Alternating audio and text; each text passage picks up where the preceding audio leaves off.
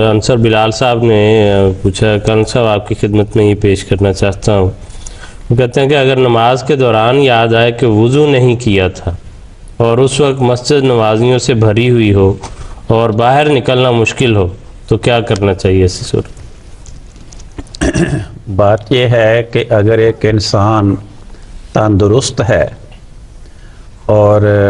پانی میسر ہے تو پھر بغیر وضو کے نماز پڑھنی جائز نہیں ہے. اس لیے اگر اسے نماز کے دوران یاد آ جائے کہ میں نے وضو نہیں کیا تو وہ پھر جیسے بھی حالات ہوں، اگر تو وہ آخری صف میں ہے تو پھر تو کوئی مسئلہ ہی نہیں ہے اس کے لیے، پیچھے سے سرک جائے اور وضو کر کے آ کے نماز میں شامل ہو. اگر پہلی صف میں ہے یا درمیانی صفوں میں ہے تو اگر تو وہ دیوار کی طرف سرک کر جا سکتا ہے تو جائے، اور پھر دیوار کی طرف جا کر دیوار کے ساتھ ساتھ ہو کے وضو کر کے آ کے جماعت میں شامل ہو. اور اگر کوئی ایسی پوزیشن ہے کہ وہ اس طرح نہیں کر سکتا تو پھر احادیث میں لکھا ہے کہ جس انسان کا وضو ٹوٹ جائے اور اس نے باہر جانا ہو تو وہ لوگوں کو یہ بتانے کے لیے ناک پہ ہاتھ رکھ لے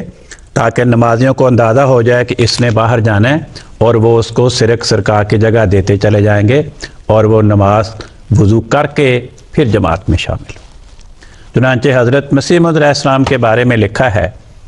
حضرت میر محمد اسماعیل صاحب رضی اللہ عنہ بیان کرتے ہیں کہ ایک مرتبہ حضرت مسیح موعود علیہ السلام مسجد مبارک میں تشریف لائے، جماعت کھڑی ہو گئی. نماز کے دوران آپ فوراً نماز چھوڑ کر اندر تشریف لے گئے اور تھوڑی دیر کے بعد وضو کر کے دوبارہ تشریف لائے اور جماعت میں شامل ہوئے. تو حضرت میر صاحب رضی اللہ عنہ بیان کرتے ہیں کہ نہ تو حضور نے بیان فرمایا اور نہ ہم میں سے کسی نے پوچھا کہ کیا ہوا، کیا حضور بھول کر وضو کے بغیر تشریف لے آئے تھے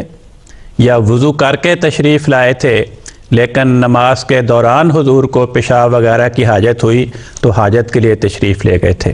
بہرحال جو بھی صورت ہو، خواہ حضور بھول کر تشریف لے آئے اور جماعت میں شامل ہو گئے تھے یا دوران نماز حضور کو پیشاب وغیرہ کی حاجت محسوس ہوئی، آپ نماز چھوڑ کے گھر تشریف لے گئے،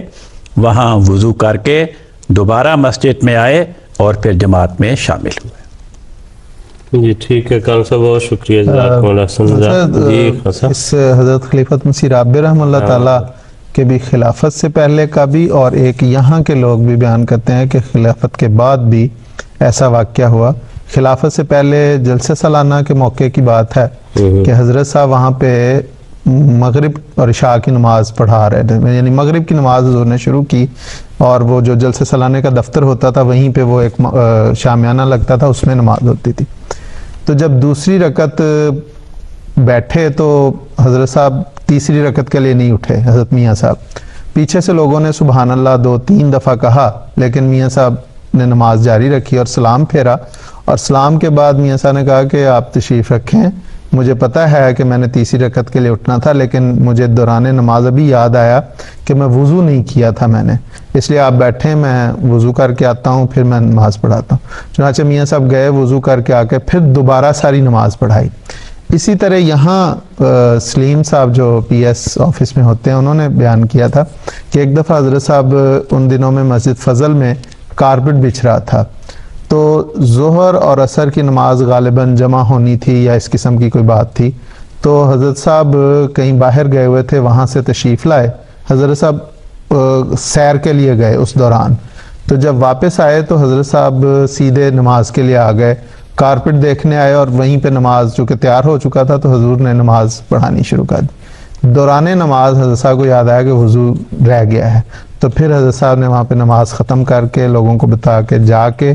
وضو کر کے آئے، پھر دوبارہ نماز پڑھائی. تو یہ ٹھیک ہے، دلچسپ واقعات وہ آپ نے شیئر کیے ہیں ناظرین کے ساتھ.